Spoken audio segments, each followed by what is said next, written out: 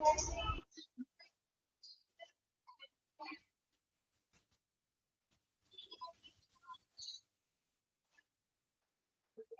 morning. Good morning, Miss.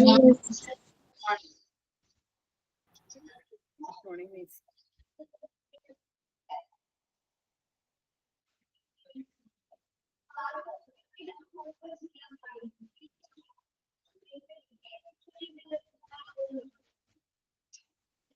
Okay, നമ്മള് കഴിഞ്ഞ ക്ലാസ്സിൽ എടുത്തുകൊണ്ടിരുന്നത് എന്തായിരുന്നു?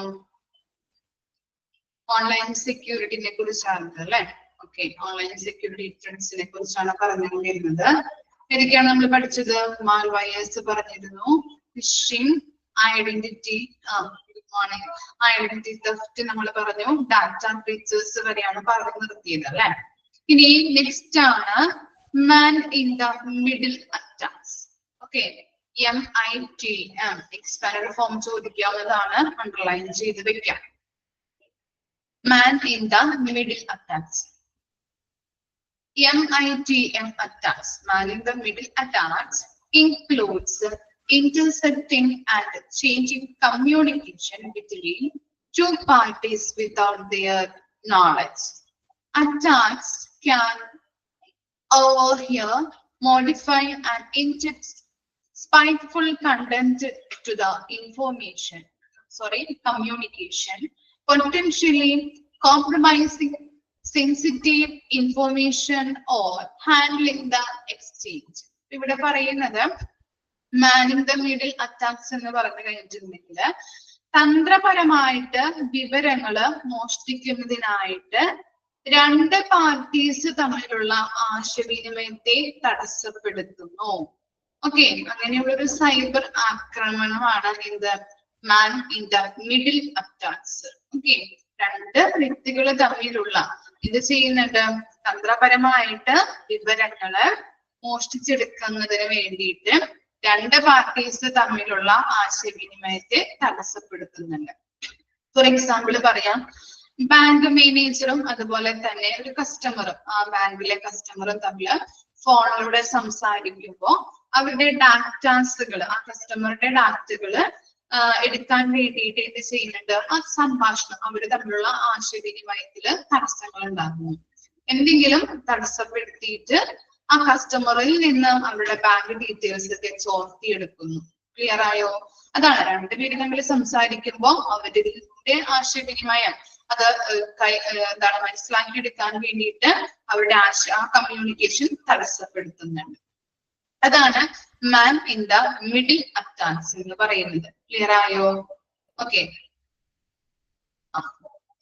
ഇനി നെക്സ്റ്റ് ആണ് password attacks. Password attacks. Password attacks aim to obtain the unauthorized entry to accounts by cracking or bypassing password security.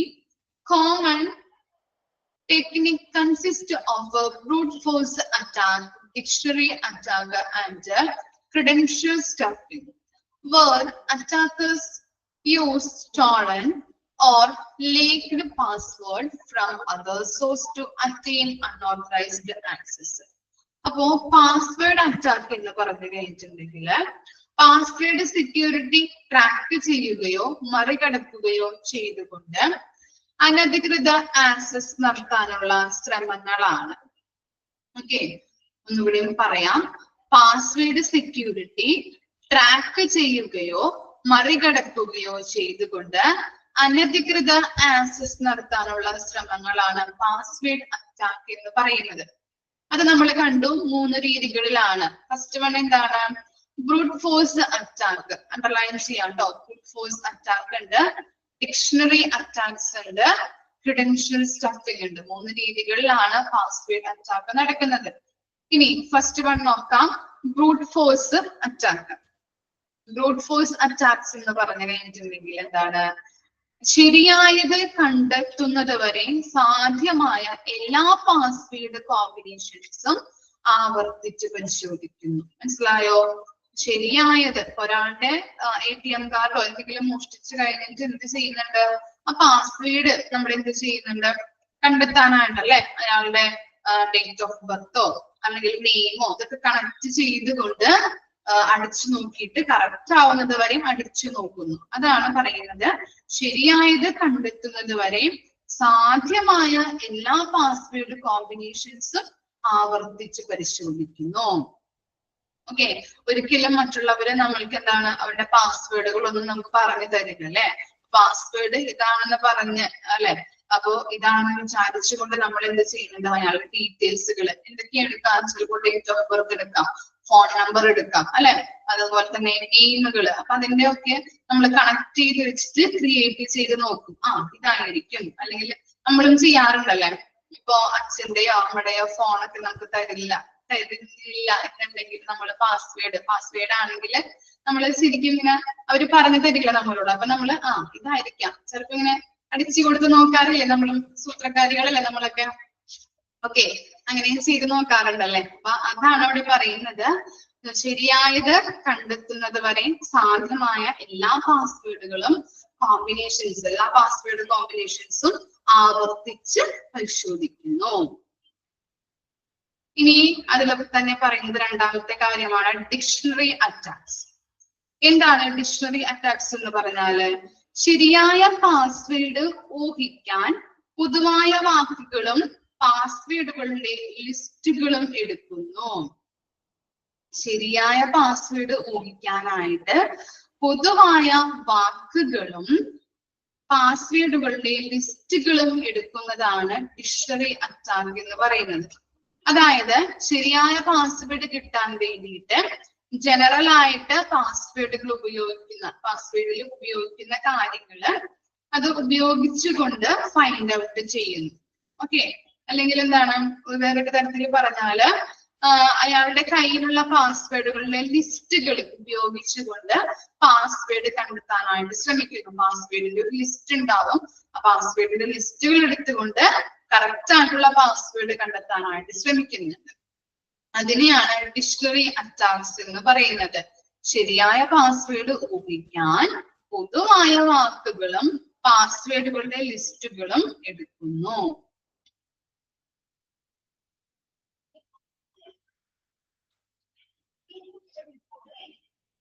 Next ആണ് ഇത് credential stuffing. Credential stuffing എന്ന് പറഞ്ഞാല് അക്കൗണ്ടുകൾ ആക്സസ് ചെയ്യാൻ വേണ്ടി മോഷ്ടിച്ചതോ ലീക്കായതോ ആയ പാസ്വേഡ് ഉപയോഗിക്കുക. അക്കൗണ്ടുകള് ആക്സസ് ചെയ്യാൻ വേണ്ടിയിട്ട് മോഷ്ടിച്ചതോ ലീക്കായതോ ആയ പാസ്വേഡ് ഉപയോഗിക്കുന്നു. എക്സാമ്പിൾ പറയാം. എക്സാമ്പിൾ ഇപ്പോ ഞാൻ ഒരാളുടെ പാസ്വേഡ് ക്രിയേറ്റ് ചെയ്യാൻ വേണ്ടിയിട്ട് ചിലപ്പോ ഞാൻ മുമ്പ് മോഷ്ടിച്ചതോ അല്ലെങ്കിൽ ലീക്കായതോ ആയിട്ടുള്ള പാസ്വേഡ് എടുത്തിട്ട് ക്രിയേറ്റ് ചെയ്യാനായിട്ട് നോക്കുന്നു. അതിനെയാണ് ഇത് ക്രെഡൻഷ്യൽ സ്റ്റഫിംഗ് എന്ന് പറയുന്നത്. മനസ്സിലായോ? അക്കൗണ്ടുകൾ ആക്സസ് ചെയ്യാൻ വേണ്ടി മോഷ്ടിച്ചതോ ലീക്കായതോ ആയ പാസ്വേഡുകൾ ഉപയോഗിക്കുന്നു. പാസ്വേഡ് അറ്റാക്കിൽ 3 രീതികളാണ് നമ്മൾ പറഞ്ഞത്. എന്തൊക്കെയാണ്? ബ്രൂട്ട് ഫോഴ്സ് അറ്റാക്ക് ഉണ്ട്, ഡിക്ഷണറി അറ്റാക്സ് ഉണ്ട്, അതുപോലെ ക്രെഡൻഷ്യൽ സ്റ്റഫിംഗ്. 3 കാര്യങ്ങളാണ് പറഞ്ഞത്. ക്ലിയർ ആണോ? ജസ്റ്റ് ഒന്ന് വായിച്ചു നോക്കിയേ. Man in the middle attacks, അതുപോലെ തന്നെ പാസ്വേഡ് അറ്റാക്സ്.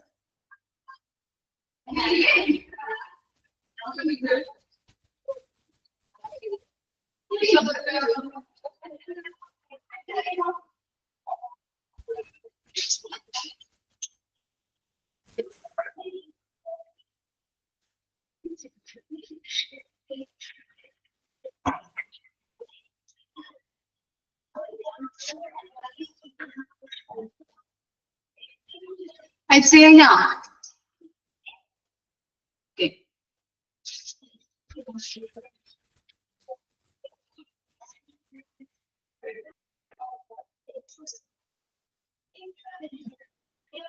Next ആണ് ഇത് ഇൻസൈഡർ ത്രെഡ്സ്.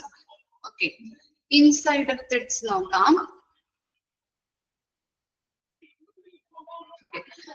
എന്താണ് insider threats? Means risk posed by individuals within an organization who have authorized entry into systems or sensitive data. These threats can rise from spiteful intent, negligence, or unthinking actions that compromise security. അപ്പോ insider threads എന്ന് പറഞ്ഞു കഴിഞ്ഞിട്ടുണ്ടെങ്കിൽ ഒരു സ്ഥാപനത്തിനുള്ളിലെ authorised ആയിട്ടുള്ള വ്യക്തികള് സ്ഥാപനത്തിലെ sensitive ആയിട്ടുള്ള ഡാറ്റയിലേക്കോ sensitive ആയിട്ടുള്ള ഇൻഫർമേഷനെയോ അറ്റാക്ക് ചെയ്യുന്നതിനെ അല്ലെങ്കിൽ അൺഓതറൈസ്ഡ് ആയിട്ട് എൻട്രി നടത്തുന്നതിനെയാണ് ഇൻസൈഡർ ത്രെഡ്സ്. മനസ്സിലാക്കുക, ഇൻസൈഡർ കമ്പനിക്ക് ഉള്ളില്. മനസ്സിലായോ? ഒരു സ്ഥാപനത്തിനുള്ളിലെ ഓതറൈസ്ഡ് ആയിട്ടുള്ള വ്യക്തികള് സ്ഥാപനത്തിലെ സെൻസിറ്റീവ് ആയിട്ടുള്ള ഡാറ്റയിലേക്കോ സെൻസിറ്റീവ് ആയിട്ടുള്ള ഇൻഫർമേഷനെയോ അറ്റാക്ക് ചെയ്യുന്നതിനെ അല്ലെങ്കിൽ അൺഓതറൈസ്ഡ് എൻട്രി നടത്തുന്നതിനെയാണ് ഇൻസൈഡർ ത്രെഡ്സ് എന്ന് പറയുന്നത്. ഓക്കെ, നിങ്ങളൊരു സ്ഥാപനത്തില് ഒരു സ്റ്റാഫ് ജോലി ചെയ്യുന്ന നിങ്ങൾ ജോലി ചെയ്യുന്ന ഒരു സ്ഥാപനത്തില് ഒരു സ്റ്റാഫ് ആ സ്ഥാപനത്തിലെ ഇമ്പോർട്ടന്റ് ആയിട്ടുള്ള ഡാറ്റയിലേക്കോ അല്ലെങ്കിൽ സെൻസിറ്റീവ് ആയിട്ടുള്ള ഇൻഫർമേഷനിലേക്കോ എൻട്രി നടത്തുന്നു. മനസ്സിലായോ? ചുരുക്കി പറയുകയാണെങ്കിൽ ആ സ്ഥാപനത്തിനെതിരായിട്ട് ചാരപ്പണി നടത്തുന്നു നമ്മൾ പറയാറുണ്ട് അല്ലെ? അല്ലെങ്കിൽ സിനിമയിലൊക്കെ നമ്മൾ കണ്ടിട്ടുണ്ടാകും. എന്താണ്, ഒരു വ്യക്തി ഒരു സ്ഥാപനത്തിൽ വർക്ക് ചെയ്യുന്ന ആളായിരിക്കും, മറ്റുള്ളവർക്ക് ആ കമ്പനിയുടെ ഡാറ്റ കൊടുക്കാറുണ്ട് ഇല്ലേ? ചാരപ്പണി നടത്തുന്നത്. ഓക്കെ, അത് തന്നെയാണ് ഇത് ഇൻസൈഡർ ത്രെഡ്സ് എന്ന് പറയുന്നത്. ക്ലിയർ ആയോ? അത് 3 വിധത്തിലുണ്ടെന്നാണ് പറയുന്നത്. ഏതൊക്കെയാണ്? സ്പൈറ്റ്ഫുൾ ഇന്റന്റ്, നെഗ്ലിജൻസ്, അൺതിങ്കിങ് ആക്ഷൻസ്. ഓക്കെ, ഇനി എന്താണ് സ്പൈറ്റ്ഫുൾ ഇന്റന്റ് എന്ന് പറയുന്നത്? എന്താണ്? മനഃപൂർവമായിട്ടുള്ള ഒരു ഉദ്ദേശമാണ്. ഓക്കെ, സ്പൈറ്റ്ഫുൾ ഇന്റന്റ് എന്ന് പറഞ്ഞാല് മനഃപൂർവമായിട്ട് ആ സ്ഥാപനത്തിനെ നശിപ്പിക്കണം എന്ന് വിചാരിച്ചുകൊണ്ട് ബോധപൂർവമായിട്ട് ഡാറ്റയില് എൻട്രി നടത്തുന്നു. മനസ്സിലായോ? മനഃപൂർവം. സ്പൈറ്റ്ഫുൾ ഇന്റന്റ് എന്ന് പറഞ്ഞാല് മനഃപൂർവമായിട്ട് ആ സ്ഥാപനത്തെ നശിപ്പിക്കണം എന്ന് വിചാരിച്ചുകൊണ്ട് ആ സ്ഥാപനത്തിലെ ഡാറ്റയിലേക്ക് എൻട്രി നടത്തുന്നു. അതിനെയാണ് സ്പൈറ്റ്ഫുൾ ഇന്റന്റ് എന്ന് പറയുന്നത്. ഇനി നെക്സ്റ്റ് ആണ് നെഗ്ലിജൻസ്. എന്താണ് നെഗ്ലിജൻസ് എന്ന് പറഞ്ഞാല്? ആ സ്പൈറ്റ്ഫുൾ ഇന്റന്റിന്റെ ഓപ്പോസിറ്റ് ആയിരിക്കും അല്ലെ? അപ്പൊ എന്താണ് പറയുന്നത്? മനഃപൂർവമല്ലാതെ അശ്രദ്ധമായിട്ട് ഡാറ്റകള് കൈകാര്യം ചെയ്യുന്നതിലൂടെ ഡാറ്റയില് എൻട്രി നടത്തുന്നു. ഓക്കെ, അശ്രദ്ധമായിട്ട് ചിലപ്പോ തിരക്കോ എന്തെങ്കിലും സ്ട്രെസ്സോ അങ്ങനെ എന്തെങ്കിലുമൊക്കെ ഉണ്ടെങ്കിൽ ചിലപ്പോ ബോധപൂർവമല്ലാതെ നമ്മുടെ കയ്യിൽ നിന്ന് മറ്റുള്ളവരിലേക്ക് ഡാറ്റ ചോരാനായിട്ട് ഇടവരുന്നുണ്ട് അല്ലെ? ഓക്കെ, അതാണ് പറയുന്നത് നെഗ്ലിജൻസ്. മനഃപൂർവമല്ലാതെ അശ്രദ്ധമായിട്ട് ഡാറ്റ കൈകാര്യം ചെയ്യുന്നതിലൂടെ ഡാറ്റയില് എൻട്രി നടത്തുന്നു. ഇനി നെക്സ്റ്റ് ആണ് അൺതിങ്കിങ് ആക്ഷൻസ്. ചിന്തിക്കാതെയുള്ള പ്രവർത്തനം. സ്ഥാപനത്തിലെ മേലധികാരി ഡാറ്റ ചോർത്തുന്ന ആളോട് ഭയങ്കര ദേഷ്യപ്പെട്ട് സംസാരിക്കുന്നു. അപ്പൊ തിരിച്ച് എന്ത് വരും? നമുക്ക് ഇഷ്ടം തോന്നോ, അദ്ദേഹത്തിനോട് ഇഷ്ടം തോന്നോ അല്ലെങ്കിൽ ദേഷ്യം തോന്നോ? എന്താണ്? മേലധികാരിയല്ലേ നമ്മൾ ജോയിൻ ചെയ്യുമ്പോൾ, ഒരു ഓർഗനൈസേഷനിൽ നമ്മൾ ജോയിൻ ചെയ്യുമ്പോൾ അവിടുത്തെ മേലധികാരി നമ്മളോട് എന്ത് പറയുന്നുണ്ട്? ദേഷ്യപ്പെട്ട് സംസാരിച്ചു കഴിഞ്ഞിട്ടുണ്ടെങ്കിൽ നമുക്ക് എന്താണ് തിരിച്ചും ദേഷ്യം തോന്നാം അല്ലെ? ഓക്കെ, തിരിച്ചും ദേഷ്യം തോന്നാറുണ്ട്. അപ്പൊ അങ്ങനെ ദേഷ്യം നമുക്ക് തിരിച്ചു തോന്നുമ്പോഴും എന്ത് ചെയ്യുന്നുണ്ട്? അത് കേട്ട് അയാൾക്ക് ദേഷ്യം വരും അല്ലെ? അപ്പോ അദ്ദേഹം അശ്രദ്ധമായിട്ട് അവിടുത്തെ ഡാറ്റകള് കൈകാര്യം ചെയ്യാനായിട്ട് തുടങ്ങും. അങ്ങനെ ഡാറ്റകളെ കൈകാര്യം ചെയ്യുമ്പോ ഡാറ്റ ചോരാനായിട്ട് ഇടവരുന്നുണ്ട്. മനസ്സിലായോ? അവിടത്തെ ആ സ്ഥാപനത്തിലെ മേലധികാരി ഡാറ്റ ചോർത്തുന്ന ആളോട് ദേഷ്യപ്പെട്ട് സംസാരിക്കുമ്പോ തിരിച്ചും ദേഷ്യം തോന്നാം. അങ്ങനെ അദ്ദേഹം എന്ത് ചെയ്യുന്നുണ്ട്? ഡാറ്റകൾ അശ്രദ്ധമായിട്ട് കൈകാര്യം ചെയ്യാല്ലേ? ഓക്കെ, അങ്ങനെ ഡാറ്റകൾ കൈകാര്യം ചെയ്യുമ്പോ എന്താണ്? ഡാറ്റ ചോരാനായിട്ട് ഇടവരുന്നുണ്ട്. അതുകൊണ്ടാണ് ഇതിനെ അൺതിങ്കിങ് ആക്ഷൻസ്, ചിന്തിക്കാതെയുള്ള പ്രവർത്തനം എന്ന് പറയുന്നത്. 3 വിധത്തിലാണ് ഇൻസൈഡർ ത്രെഡ്സിലെ എന്താണ് ത്രെഡ്സ് 3 വിധത്തിലാണെന്നാണ് പറയുന്നത്. ഡാറ്റ ചോരുന്നത് എങ്ങനെയാണ്? സ്പൈറ്റ്ഫുൾ ഇന്റന്റ്, അതെന്താണ്? മനഃപൂർവ്വമല്ലാതെ അല്ലെ? അതുപോലെ തന്നെ നെഗ്ലിജൻസ്, അശ്രദ്ധമായിട്ടല്ലേ? ഓക്കെ, സോറി, സ്പൈറ്റ്ഫുൾ ഇന്റന്റ് എന്ന് പറഞ്ഞാല് മനഃപൂർവ്വമായിട്ട് ഓർഗനൈസേഷനെ നശിപ്പിക്കണം എന്ന് വിചാരിച്ചുകൊണ്ട് ഡാറ്റയിൽ എൻട്രി നടത്തുന്നു. നെഗ്ലിജൻസ് എന്ന് പറഞ്ഞാല് അശ്രദ്ധമായിട്ട് അല്ലെങ്കിൽ മനഃപൂർവ്വമല്ലാതെ ഡാറ്റകള് കൈകാര്യം ചെയ്യുന്നതിലൂടെ ഡാറ്റ ചോരുന്നുണ്ട്. അതുപോലെ തന്നെ അൺതിങ്കിങ് ആക്ഷൻസ് എന്ന് പറഞ്ഞാൽ എന്താണ്? ചിന്തിക്കാതെയുള്ള പ്രവർത്തനം. ആ സ്ഥാപനത്തിലെ മേലധികാരി ഡാറ്റ ചോർത്തുന്ന ആളോട് ദേഷ്യപ്പെട്ട് സംസാരിക്കുമ്പോ തിരിച്ചും അയാൾക്ക് എന്ത് തോന്നാം? ദേഷ്യം വരാം. അങ്ങനെ എന്ത് ചെയ്യുന്നുണ്ട്? അശ്രദ്ധമായിട്ട് ഡാറ്റകളെ കൈകാര്യം ചെയ്യുന്നതിലൂടെ ഡാറ്റ ചോരാനായിട്ട് ഇടവരുന്നുണ്ട്. 3 കാര്യങ്ങളാണ് നമ്മൾ പറഞ്ഞത്: സ്പൈറ്റ്ഫുൾ ഇന്റന്റ്, നെഗ്ലിജൻസ്, അൺതിങ്കിങ് ആക്ഷൻസ്. ഓക്കെ, ഇനി ലാസ്റ്റ് വൺ ആണ് unsecured Wi-Fi network. Using unsecured or public Wi-Fi network can reveal users to risk like a data interception, unauthorized entry, and man-in-the-middle attacks. Attackers can snatch network traffic and capture sensitive information passed through these networks.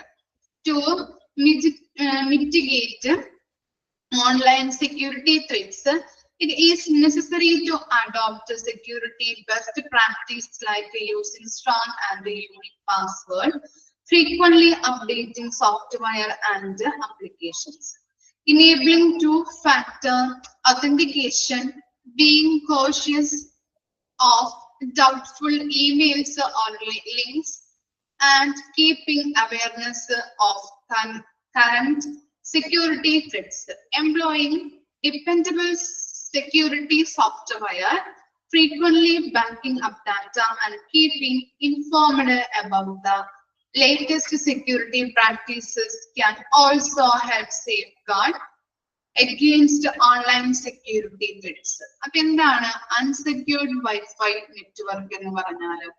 നമ്മള് പൊതുസ്ഥലങ്ങളിലൊക്കെ പോകുമ്പോൾ നമുക്ക് wifi use ചെയ്യാൻ പറ്റാറുണ്ടല്ലേ? Public ആയിട്ട് നമുക്ക് wifi ഒക്കെ നമുക്ക് connect ആവാറുണ്ട്. Okay, അങ്ങനെ നമ്മൾ കണക്ട് ചെയ്യുമ്പോ എന്തെങ്കിലും റിസ്ക് വരാറുണ്ടോ? അല്ലെങ്കിൽ റിസ്ക് ഉണ്ടെന്ന് തോന്നുന്നുണ്ടോ നിങ്ങൾക്ക്? എന്താണ് അഭിപ്രായം? റിസ്ക് ഉണ്ടോ? പബ്ലിക് ആയിട്ട് അങ്ങനെ വൈഫൈ കിട്ടുമ്പോ സാധാരണ ആളുകളൊക്കെ നമ്മള് കണക്ട് ചെയ്ത് നോക്കാറുണ്ട് അല്ലെ? കണക്ട് ചെയ്ത് നമ്മള് നെറ്റ് യൂസ് ചെയ്യാറുണ്ട്. അപ്പോ അതിന് പല റിസ്കുകൾ ഉണ്ടെന്നാണ് പറയുന്നത്. ഓക്കെ, ഇത്തരത്തിലുള്ള കാര്യങ്ങൾ ഒഴിവാക്കാനായിട്ട് നമ്മൾ എന്ത് ചെയ്യണം? റിസ്ക് വരാനായിട്ടും അതുപോലെ തന്നെ നമ്മുടെ ഡാറ്റകൾ ചോരാനായിട്ടും ഇടവരുന്നുണ്ട്. അങ്ങനെ വരുമ്പോ പേഴ്സണൽ ഡാറ്റാസ്, അപ്പൊ ഇത്തരത്തിലുള്ള കാര്യങ്ങൾ ഒഴിവാക്കാനായിട്ട് നമ്മൾ എന്താണ് ചെയ്യേണ്ടത്? നമ്മൾ എന്ത് ചെയ്യണം? സ്ട്രോങ് ആയിട്ട് പാസ്വേഡ് യൂസ് ചെയ്യണം. ഓക്കെ, സ്ട്രോങ് ആയിട്ടുള്ള പാസ്വേഡ് വേണം യൂസ് ചെയ്യാനായിട്ട്. അതുപോലെ തന്നെ ഇടയ്ക്കിടയ്ക്ക് സോഫ്റ്റ്വെയർ അപ്ഡേറ്റ് ചെയ്യണം. മനസ്സിലായോ? Unique and strong password using, അതുപോലെ frequently updating software and applications അല്ലെ, എന്താണ് ഇടയ്ക്കിടെ സോഫ്റ്റ്വെയർ അപ്ഡേറ്റ് ചെയ്യാം. അതുപോലെ തന്നെ തെറ്റായിട്ടുള്ള ലിങ്കുകളിൽ കയറിയിട്ട് ഓപ്പൺ ചെയ്യാതിരിക്കണം. ഓക്കെ, അങ്ങനെയുള്ള ഈ സുരക്ഷാ ഭീഷണിയെ കുറിച്ച് കൃത്യമായിട്ടുള്ള അവയർനെസ് നമുക്ക് ഉണ്ടാവണം. മനസ്സിലായോ? ഓക്കെ, ഇത്തരം കാര്യങ്ങളാണ് ശ്രദ്ധിക്കേണ്ടത്. സ്ട്രോങ് പാസ്വേഡ് യൂസ് ചെയ്യാം, ഇടയ്ക്കിടയ്ക്ക് സോഫ്റ്റ്വെയർ അപ്ഡേറ്റ് ചെയ്യാം, തെറ്റായ ലിങ്കിൽ കയറിയിട്ട് ഓപ്പൺ ആക്കാതിരിക്കാം. അതുപോലെ ഇങ്ങനെയുള്ള അപകടങ്ങളെ കുറിച്ചിട്ട് നമുക്ക് കൃത്യമായിട്ടുള്ള അവയർനെസ് ഉണ്ടായിരിക്കണം. ഓക്കെ, ഇത്തരം കാര്യങ്ങളാണ് അൺസെക്യൂർഡ് വൈഫൈ നെറ്റ്വർക്കിൽ പറയുന്നത്. അത്രയും ഓർത്ത് വെച്ചാൽ മതി കേട്ടോ. ഓക്കെ, ക്ലിയർ ആണോ? 8th പോയിന്റ് ജസ്റ്റ് ഒന്ന് വായിച്ചു നോക്കിയേ. ഇതോടുകൂടി നമ്മുടെ ചാപ്റ്റർ കംപ്ലീറ്റ് ആയിട്ടുണ്ട്.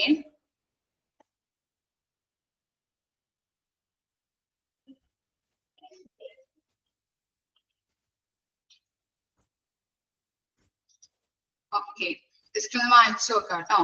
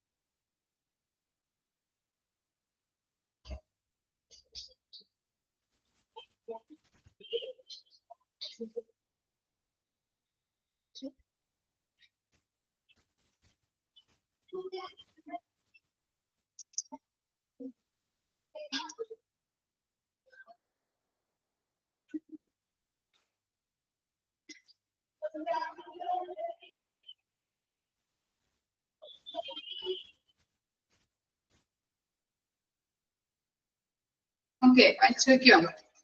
ഓക്കെ, അപ്പൊ നമ്മുടെ ചാപ്റ്റർ കംപ്ലീറ്റ് ആയിട്ടുണ്ട്. എന്തെങ്കിലും ഡൗട്ട് ഉണ്ടോ നിങ്ങൾക്ക്? ഓക്കെ, ഇനി നെക്സ്റ്റ് ചാപ്റ്റർ ആണ് മിസ് എടുക്കാൻ പോകുന്നത്.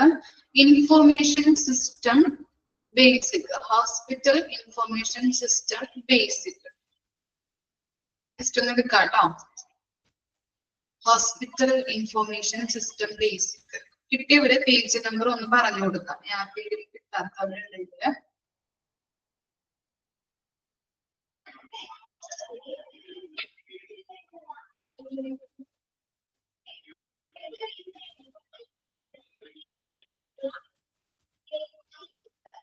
Page number 65.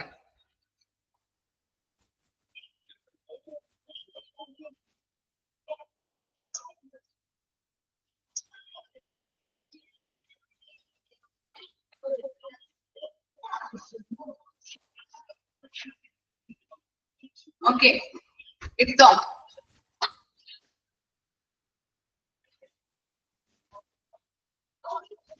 Okay,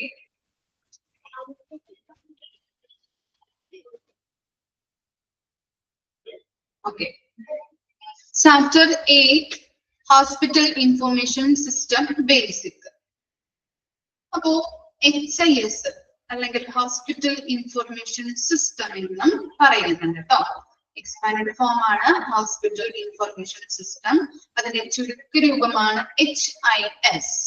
okay, expand form ചോദിക്കാവുന്നതാണ് കേട്ടോ. ഇമ്പോർട്ടന്റ് ആണ്, മാർക്ക് ചെയ്ത് വെക്കാം. ഞാൻ ഇൻട്രൊഡക്ഷനിൽ പറയുമ്പോൾ ഞാൻ കൃത്യമായിട്ട് പറഞ്ഞു തരാം. ഈ ഹോസ്പിറ്റൽ ഇൻഫർമേഷൻ സിസ്റ്റം എന്ന് പറയുന്നത് ഒരു ജനറൽ സോഴ്സ് ആണ്. ഓക്കെ, എല്ലാ ഇൻഫർമേഷൻസിനും എന്തൊക്കെ ഇൻഫർമേഷൻസ് നമുക്ക് ലഭിക്കണോ അത് ഈ സോഫ്റ്റ്വെയറിൽ നോക്കിയിട്ട് അല്ലെങ്കിൽ ആ ഇൻഫർമേഷൻ സിസ്റ്റത്തിൽ നോക്കി കഴിഞ്ഞിട്ടുണ്ടെങ്കിൽ നമുക്ക് അവൈലബിൾ ആയിരിക്കും.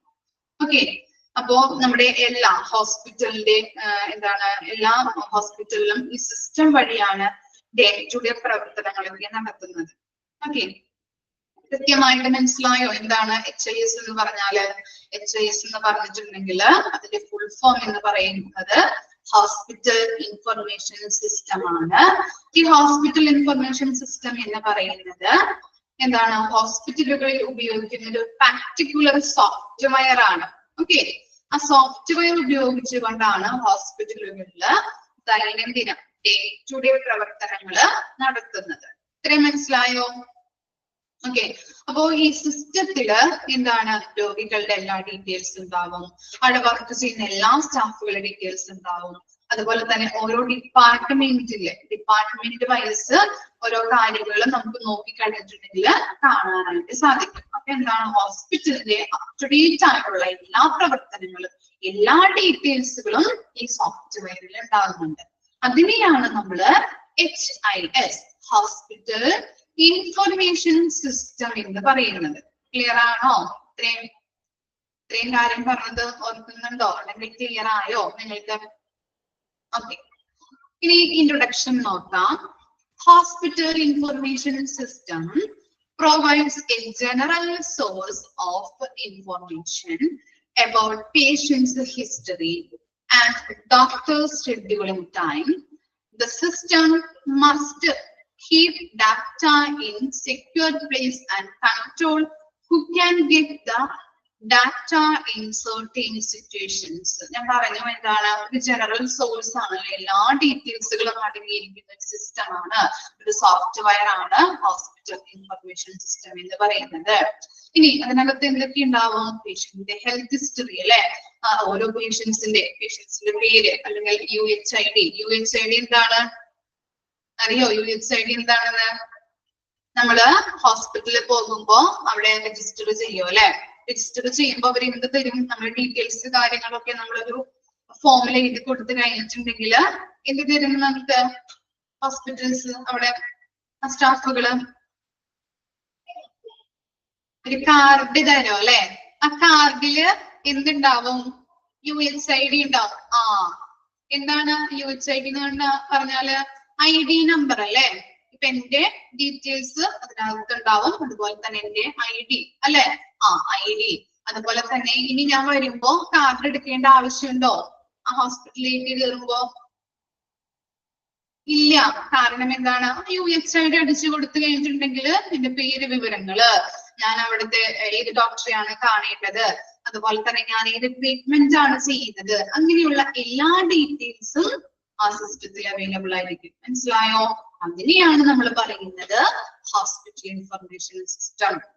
ഓക്കെ, പേഷ്യൻസിന്റെ ഹെൽത്ത് ഹിസ്റ്ററി ഉണ്ടാവും, ഡോക്ടേഴ്സിന്റെ ഷെഡ്യൂളിംഗ് ടൈം. ഇപ്പോ നമുക്ക് പോയിട്ട് അപ്പോയിന്റ്മെന്റ് ഇപ്പൊ ഫോണിൽ വിളിച്ച് നമുക്ക് ചെയ്യേണ്ട കാര്യമില്ല, അല്ലെങ്കിൽ ഹോസ്പിറ്റലിൽ പോയിട്ട് നമുക്ക് ബുക്ക് ചെയ്യേണ്ട ആവശ്യം വരുന്നില്ല. നേരിട്ട് നമുക്ക് ചെയ്യാം അല്ലെ. ഓൺലൈനിലൂടെയൊക്കെ നമുക്ക് ഇഷ്ടമുള്ള ഡോക്ടറെ, അതുപോലെ തന്നെ നമുക്ക് ഇഷ്ടമുള്ള ടൈമില്, ഇഷ്ടമുള്ള വീക്കില് അല്ലെ, ഇഷ്ടമുള്ള ഡേയ്സിൽ നമുക്ക് അപ്പോയിന്റ്മെന്റ് എടുക്കാനായിട്ട് സാധിക്കുന്നുണ്ട്. അതൊക്കെ നമുക്ക് എന്താണ്? അപ് ടു ഡേറ്റ് ആയിട്ട് നമുക്ക് ചെയ്യാനായിട്ട് ഇതിലൂടെ സാധിക്കുന്നുണ്ട്, ഓൺലൈൻ വഴി സഹായിക്കുന്നുണ്ട്. ഓക്കെ, അപ്പോ അങ്ങനെയുള്ള കാര്യങ്ങളാണ് ഇവിടെ പറയുന്നത്. പേഷ്യൻസിന്റെ എല്ലാ ഡീറ്റെയിൽസും സെപ്പറേറ്റ് ആയിട്ട് ഇതിൽ സൂക്ഷിക്കുന്നുണ്ട്. അതുപോലെ തന്നെ എന്താണ്? ഈ HIS ആർക്ക് എപ്പോ വേണമെങ്കിലും എല്ലാ ഡീറ്റെയിൽസും, പേഷ്യൻസിന്റെ ഡീറ്റെയിൽസ് വേണമെങ്കിൽ അത് അവൈലബിൾ ആയിരിക്കും. അതുപോലെ തന്നെ സ്റ്റാഫിന്റെ ഡീറ്റെയിൽസ് നമുക്ക് വേണമെന്നുണ്ടെങ്കിൽ അത് അവരുടെ എന്താണ് നെയിം, അതുപോലെ അവരുടെ ഡ്യൂട്ടീസ് ആൻഡ് റെസ്പോൺസിബിലിറ്റി ഉണ്ടാവും, അതുപോലെ അവരുടെ ഏത് ഡിപ്പാർട്ട്മെന്റിലാണ് വർക്ക് ചെയ്യുന്നത്, അവരുടെ എക്സ്പീരിയൻസ്, ക്വാളിഫിക്കേഷൻ, ഇതൊക്കെ എന്തിൽ അവൈലബിൾ ആയിരിക്കും? HIS, ഹോസ്പിറ്റൽ ഇൻഫർമേഷൻ സിസ്റ്റത്തിൽ അവൈലബിൾ ആയിരിക്കും. കിട്ടിയോ എന്താണ് കൺസെപ്റ്റ് എന്ന്? ഓക്കെ ആണോ? Okay, hospital information system. Okay, ഇനി HIS പറയുന്ന മറ്റൊരു പേരാണ് HMS. അണ്ടർലൈൻ ചെയ്യാട്ടോ. ഹോസ്പിറ്റൽ മാനേജ്മെന്റ് ഇൻഫർമേഷൻ സിസ്റ്റം എന്നും HIS പറയുന്നുണ്ട്. Is a computerized system that helps in imaging clinical, financial, laboratory, inpatient, outpatient, pharmaceutical, etc. Operating in a hospital with the help of health management information system. Healthcare providers can concentrate more on providing quality health care to the patients. ഇവിടെ പറയുന്നത് HIS-നെ പറയുന്ന മറ്റൊരു പേരാണ് hospital management information system. ഇതൊരു computerised system ആണ് അല്ലെ. ഈ സോഫ്റ്റ്വെയറിന്റെ ഹെൽപ്പോട് കൂടിയിട്ട് നമുക്ക് ക്വാളിറ്റിയുള്ള സർവീസുകള് രോഗികൾക്ക് കൊടുക്കാനായിട്ട് ആർക്കൊക്കെയാണ് സാധിക്കുന്നത്? ഡോക്ടേഴ്സിന്, അതുപോലെ തന്നെ സ്റ്റാഫുകൾക്ക് അല്ലെ, നഴ്സുമാർക്ക്. ഇതൊക്കെ ഇതിന്റെ ആ സോഫ്റ്റ്വെയറിന്റെ ഹെൽപ്പോട് കൂടി നല്ല ഗുണനിലവാരമുള്ള ക്വാളിറ്റി ഓഫ് കെയർ രോഗികൾക്ക് കൊടുക്കാനായിട്ട് സാധിക്കുന്നുണ്ട്. അതുപോലെ തന്നെ എന്താണ് ഫിനാൻഷ്യൽ ആയിട്ടുള്ള ഈ കമ്പ്യൂട്ടറൈസ്ഡ് സിസ്റ്റത്തില് ക്ലിനിക്കൽ ആയിട്ടുള്ളതും ഫിനാൻഷ്യൽ ഡാറ്റാസ്. ഇപ്പോ കഴിഞ്ഞ വർഷം ഹോസ്പിറ്റൽ എത്ര പ്രോഫിറ്റ് ഉണ്ടായിട്ടുണ്ട്, ഇപ്പോ ഈ വർഷം എങ്ങനെയാണ്, അങ്ങനെയുള്ള എല്ലാ ഡീറ്റെയിൽസും ഫിനാൻഷ്യൽ ആയിട്ടുള്ള വരവ് ചിലവ് കണക്കുകള്, laboratory details, inpatient outpatient, pharmaceutical, drug, മെഡിസിനുമായിട്ട് ബന്ധപ്പെട്ട എല്ലാ ഡീറ്റെയിൽസുകളും ഇതിൽ അവൈലബിൾ ആയിരിക്കും. ഓക്കെ, അപ്പോ ഈ സിസ്റ്റത്തിന്റെ ഹെൽപ്പോട് കൂടി അല്ലെങ്കിൽ സോഫ്റ്റ്വെയറിന്റെ ഹെൽപ്പോട് കൂടിയിട്ട് രോഗികൾക്ക് കൃത്യമായിട്ട് ഗുണനിലവാരമുള്ള സർവീസുകൾ നൽകാനായിട്ട് സഹായിക്കുന്നുണ്ട്. ഓക്കെ, രണ്ട് പാരഗ്രാഫ് ഒന്ന് വായിച്ചു നോക്കിയേ. ഇൻട്രൊഡക്ഷൻ ആൻഡ് സെക്കൻഡ് പാരഗ്രാഫ് കേട്ടോ.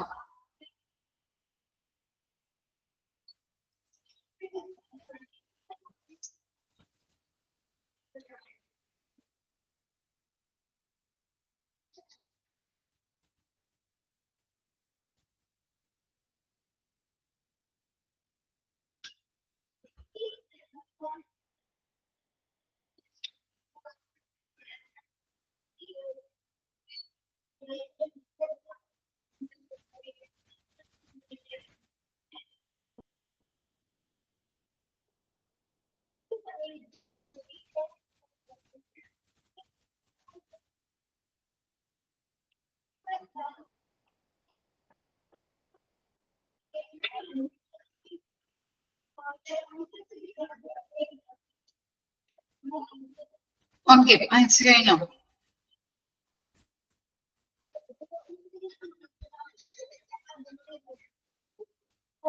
Okay, the next paragraph നോക്കാം. A hospital information system helps healthcare providers in designing their operations, including managing patient health records. Patient health records ഇതൊക്കെയാണ് EMR അല്ലെങ്കിൽ EHR. അതിന്റെ full form just ഒന്ന് എഴുതിയെടുത്തോട്ടോ. EMR എന്ന് പറഞ്ഞാല് electronic medical record. Electronic medical record. Electronic medical record. EHR എന്ന് പറഞ്ഞാല് electronic health record. Electronic health record. Okay, digital records ആണ് കേട്ടോ അത്.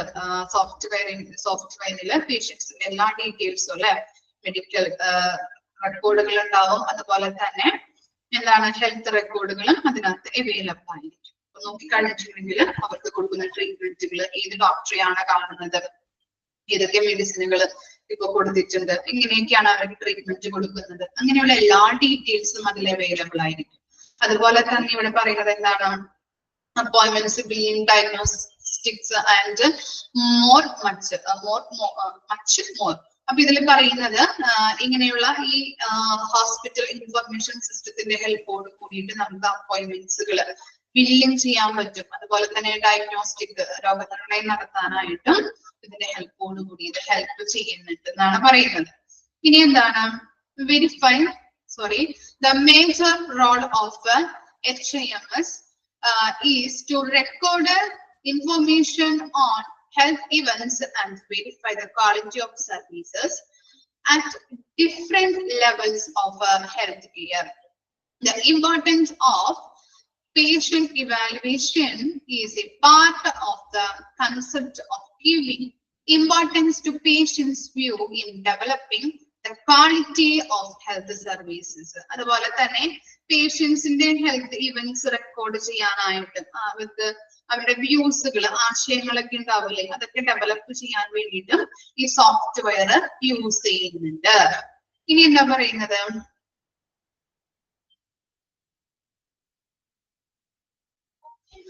hospital information system benefits including improved patient satisfaction through improved communication, greater provider sensitivity towards the patients, improved community awareness about the quality of services, and overall better use of services in the health system. അതുപോലെ തന്നെ ഇതിനെ കുറച്ച് ബെനഫിറ്റ്സുകൾ ഉണ്ട്. Okay, HIS-ന് കുറച്ച് ബെനഫിറ്റ്സുകൾ ഗുണങ്ങളുണ്ട്. ഏതൊക്കെയാണ് benefits എന്ന് പറയുന്നത്? നല്ല രീതിയിൽ കമ്മ്യൂണിക്കേഷൻ ഇംപ്രൂവ് ചെയ്യാനായിട്ട് അല്ലെ, അവിടുത്തെ സ്റ്റാഫുകൾ തമ്മിലും പല പല ഡിപ്പാർട്ട്മെന്റ്സുകൾ തമ്മിലും അതുപോലെ പേഷ്യൻസ് തമ്മിലൊക്കെ കമ്മ്യൂണിക്കേറ്റ് ചെയ്യാനായിട്ട് നല്ല രീതിയിൽ ഇംപ്രൂവ് ചെയ്യാനായിട്ട് ആശയവിനിമയം നടത്താനായിട്ട് സഹായിക്കുന്നുണ്ട്. അതുപോലെ തന്നെ ഈ അവയർനെസ്, കമ്മ്യൂണിറ്റിക്ക് അവയർനെസ് കൊടുക്കാനായിട്ടും അല്ലെങ്കിൽ അവയർനെസ് ഇൻക്രീസ് ചെയ്യാനായിട്ടും ഹെൽപ്പ് ചെയ്യുന്നുണ്ട്. അതുവഴി പേഷ്യൻസിന് സാറ്റിസ്ഫാക്ഷൻ അല്ലെ, നല്ല രീതിയിൽ അവർക്ക് നല്ല രീതിയിലുള്ള സംതൃപ്തി ലഭിക്കാനായിട്ട് ഇടവരുന്നുണ്ട്. ജസ്റ്റ് ഒന്ന് മനസ്സിലാക്കിയാൽ മതി കേട്ടോ. ഇനി എന്താണ് health care management software is A digitised system that helps in controlling the health information of patients in a healthcare facility. അപ്പൊ എന്താ പറയുന്നത്, ഈ HIS സോഫ്റ്റ്വെയർ എന്ന് പറഞ്ഞു കഴിഞ്ഞിട്ടുണ്ടെങ്കിൽ ഒരു ഡിജിറ്റൈസ്ഡ് സിസ്റ്റം ആണ് അല്ലെ, നമുക്കറിയാം കമ്പ്യൂട്ടറൈസ്ഡ് സിസ്റ്റം ആണ്. ഇത് എന്തിനെ സഹായിക്കുന്നുണ്ട്? ഇൻഫർമേഷനെ കൺട്രോൾ ചെയ്യാൻ വേണ്ടിയിട്ട് സഹായിക്കുന്നുണ്ട്. പേഷ്യൻസിന്റെ എല്ലാ ഇൻഫർമേഷനെയും കൺട്രോൾ ചെയ്യാനായിട്ട് സഹായിക്കുന്നുണ്ട്. ഇത്തരം കാര്യങ്ങളാണ് നമ്മൾ ഇൻട്രൊഡക്ഷൻ പാർട്ടിൽ നോക്കിയത്. ജസ്റ്റ് എന്താണ് അതിന്റെ കൺസെപ്റ്റ്, HIS എന്താണ്, അതിന്റെ ബെനഫിറ്റ് എന്താണ് എന്നൊക്കെ മനസ്സിലായോ നിങ്ങൾക്ക്? ക്ലിയർ അല്ലേ? ഓക്കെ, ഇനി അതിന്റെ അടിയിൽ ഒരു ചിത്രം കൊടുത്തിട്ടുണ്ട്. ജസ്റ്റ് ഒന്ന് നിങ്ങൾ നോക്കി മനസ്സിലാക്കിയാൽ മതി. ഹൈ ഹോസ്പിറ്റൽ എൻവയോൺമെന്റ് ആണ്. അപ്പൊ അത് ഡോക്ടറെ കാണാൻ വരുന്നത്, പരിശോധിക്കുന്നത്, അത് രജിസ്റ്റർ ചെയ്യും, ഡോക്ടറെ കാണും, മരുന്നുകൾ വാങ്ങിക്കുന്നത്, അതുപോലെ തന്നെ വാർഡിലെ കിടക്കും, അഡ്മിറ്റ് ആവണമെങ്കിൽ എങ്ങനെയാണ്, അങ്ങനെയുള്ള ചിത്രങ്ങളാണ് അവിടെ കൊടുത്തിരിക്കുന്നത്. ജസ്റ്റ് ഒന്ന് നോക്കി മനസ്സിലാക്കിയാൽ മതി. ഇങ്ങനെയുള്ള ചിത്രങ്ങള് ഈ ടോപ്പിക്കിൽ ഉണ്ട്, കുറച്ച് ചിത്രങ്ങളൊക്കെ ഉണ്ട്. അപ്പൊ ഇങ്ങനെയുള്ള ചിത്രങ്ങളിൽ നിന്ന് ക്വസ്റ്റ്യൻ ഒന്നും കണ്ടിട്ടില്ല, ക്വസ്റ്റ്യൻ ഒന്നും വരാറില്ല. ജസ്റ്റ് ഒന്ന് നോക്കി മനസ്സിലാക്കിയാൽ മതി കേട്ടോ. നമുക്ക് മനസ്സിലാക്കാവുന്ന രീതിയിലാണ് കൊടുത്തിരിക്കുന്നത്. അപ്പൊ അതൊന്ന് ജസ്റ്റ് ഒന്ന് നോക്കി മനസ്സിലാക്കിയാൽ മതി.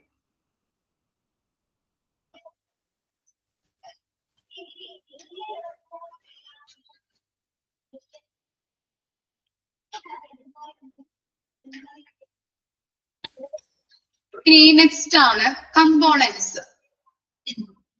ഒരു 10 കമ്പോണൻസ് നമുക്ക് പഠിക്കാനുണ്ട്. HIS-ന്റെ കമ്പോണൻസ് ആണ് നമ്മൾ നോക്കാൻ പോകുന്നത്. 2 കമ്പോണൻസ് ഇങ്ങനെ കൂടുതൽ കൊടുത്തിട്ടുണ്ട്. നമുക്കത് വായിച്ച് മനസ്സിലാക്കാനായിട്ട് ഇത്തിരി ബുദ്ധിമുട്ടാണ് കേട്ടോ.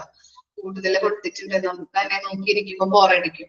അതിന്റെ കൺസെപ്റ്റ് എന്താണെന്ന് മാത്രം മിസ് പറഞ്ഞു തരാം. ഇതിൽ നിന്ന് ക്വസ്റ്റ്യൻസ് ഒന്നും വരാറില്ല. അങ്ങനെ ഇമ്പോർട്ടന്റ് ആയിട്ട് നോക്കേണ്ടത് HIS, അതിന്റെ ഫുൾ ഫോം, അതുപോലെ തന്നെ HIS-നെ പറയുന്ന മറ്റൊരു പേര് എന്താണ്, EMR അതിന്റെ എക്സ്പാൻഡഡ് ഫോം, EHR അതിന്റെ എക്സ്പാൻഡഡ് ഫോം, ഇത്രയും മാത്രം ഒന്ന് മനസ്സിലാക്കാം. അതുപോലെ അതിന്റെ ബെനഫിറ്റ് ജസ്റ്റ് ഒന്ന് വായിച്ചു വെക്കാം. ഇത്രയും മാത്രം ഫസ്റ്റ് പോർഷനിൽ പഠിക്കാനുള്ളൂ. നിങ്ങൾ ക്ലിയർ ആണോ? ഓക്കെ, കമ്പോണൻസിൽ ഇമ്പോർട്ടന്റ് ആയിട്ടുള്ളത് മിസ് പറഞ്ഞു തരാം. ഇത് ഇത്രയും ഭാരാവാരം ഒന്ന് വായിച്ച് പഠിക്കേണ്ട. ഓക്കെ, ജസ്റ്റ് അതിന്റെ കൺസെപ്റ്റ് മാത്രം ഒന്ന് അറിഞ്ഞിരിക്കാം. നോക്കാം. ഫസ്റ്റ് വൺ ആണ് appointment management. Managing appointments manually is not only monotonous but also increase the chance of making an error. Even in a recent study, 68% of patients surveyed were more inclined to choose a hospital where they could schedule, alter, or cancel appointment online. A hospital management system enables us to add the scheduling option to the hospital's website so that the patient can easily schedule an appointment. Once the patient has reserved an appointment, the hospital management system will match the patient illness to the doctor's area of expertise. It will then allocate them to the next available specialist or one they prefer. It also updates the available slot in real time to avoid any perplexity. Perplexity എന്ന് പറഞ്ഞാൽ ആശയക്കുഴപ്പം. Perplexity at the hospital. The next step in appointment booking is to gather medical documents and HMS with a patient portal is used to collect documents and share the patient history with the doctor's will in advance. If the patient requires help at his or her house, the system will verify the doctor's availability for the remote visit and assign accordingly. In this way, patients can create an easy and error-free process by digitizing the appointment reserving process. So, എന്താണ് appointment system എന്ന് പറഞ്ഞാല് ചുരുക്കി പറഞ്ഞു തരാം. Just ഒന്ന് വായിക്കാം. ഓരോരോ കാര്യങ്ങൾ എഴുതി വെച്ചിട്ടുണ്ട്. ജസ്റ്റ് ഒന്ന് വായിക്കാം. വായിക്കുമ്പോൾ അത് കേട്ടിരിക്കാം കേട്ടോ. ഓക്കെ, അപ്പോയിന്റ്മെന്റ് സിസ്റ്റം എന്ന് പറഞ്ഞാല് അതായത് ഒരാൾ തനിച്ചാണ് എല്ലാ കാര്യങ്ങളും ചെയ്യുന്നതെങ്കിൽ അതില് എറേഴ്സ് ഉണ്ടാവാനുള്ള സാധ്യതയുണ്ട് അല്ലെ. ഇല്ലേ, പണ്ട് കാലങ്ങളിലൊക്കെ ഹോസ്പിറ്റൽസ് എന്താണ് അത്ര സിസ്റ്റം അപ്ഡേറ്റുകളോ അല്ലെങ്കിൽ അത്ര ഇന്നോവേഷൻസ് ഒന്നും ഉണ്ടായിരുന്നില്ല. അപ്പൊ എന്താണ് എല്ലാവരും മാനുവലി അല്ലെ, മാനുവലി ആണ് ചെയ്തിരുന്നത് അല്ലെ. മനുഷ്യനായിട്ട് അല്ലെങ്കിൽ എന്താണ് മനുഷ്യനില്ലാതെ മാനുവലി ആണ് നമ്മൾ എല്ലാ കാര്യങ്ങളും ചെയ്തിരുന്നത്. അപ്പൊ എന്തുണ്ടാവും, എന്ത് സംഭവിക്കുന്നുണ്ട്, കൂടുതൽ തെറ്റുകൾ വരാനായിട്ട് സാധ്യതയുണ്ട്. ഓക്കെ, അടുത്തിടെ ഒരു പഠനം നടത്തിയതിൽ മനസ്സിലായ ഒരു കാര്യം എന്നാല് 68% ആളുകൾ പോലും അവരുടെ ഓൺലൈൻ അപ്പോയിന്റ്മെന്റ് ഷെഡ്യൂൾ ചെയ്യാനോ അല്ലെങ്കിൽ ക്യാൻസൽ ചെയ്യാനോ മാറ്റാനോ ഓൾട്ടർ ചെയ്യാനോ കഴിയുന്ന ഒരു ആശുപത്രിയാണ് തിരഞ്ഞെടുക്കുന്നത്. അതിനർത്ഥം എന്താണ്, കൂടുതൽ ഫെസിലിറ്റീസും സൗകര്യങ്ങളും ഇന്നോവേഷൻ ആയിട്ടുള്ള നല്ല രീതിയിലുള്ള ടെക്നോളജി ഉള്ള ഹോസ്പിറ്റലുകളിലാണ് ആളുകൾ പോവാനായിട്ട് ഇഷ്ടം അല്ലെ, ഇവിടെ താല്പര്യപ്പെടുന്നത്, പ്രിഫർ ചെയ്യുന്നത്. HMS ഹോസ്പിറ്റൽ ഇൻഫർമേഷൻ സിസ്റ്റം അല്ലെങ്കിൽ ഹോസ്പിറ്റൽ മാനേജ്മെന്റ് സിസ്റ്റം അതിന്റെ ഒരു പ്രത്യേകത എന്ന് പറഞ്ഞിട്ടുണ്ടെങ്കിൽ എന്താണ്, എല്ലാ ആശുപത്രികൾക്കും വെബ്സൈറ്റുകൾ ഉണ്ട് ഇല്ലേ, വെബ്സൈറ്റുകൾ ഉണ്ട്. ആ വെബ്സൈറ്റുകളിലേക്ക് ഷെഡ്യൂളിംഗ് ഓപ്ഷൻ ചേർക്കാനായിട്ട് സാധിക്കുന്നുണ്ട്.